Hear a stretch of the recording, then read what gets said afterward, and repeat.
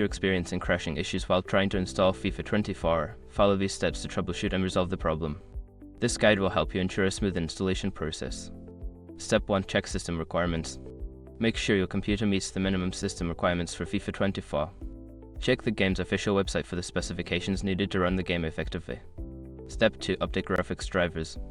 Ensure your graphics drivers are up to date. Visit the manufacturer's website, NVIDIA, AMD, or Intel to download and install the latest drivers for your graphics card. Step 3. Disable background applications. Close any unnecessary applications running in the background. This can free up system resources and prevent conflicts that may cause the game to crash during installation.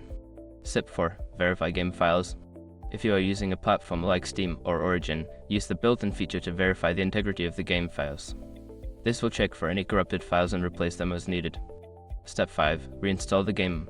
If the issue persists, uninstall FIFA 24 completely and then reinstall it.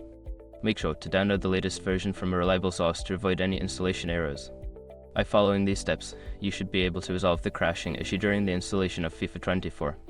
If problems continue, consider reaching out to customer support for further assistance.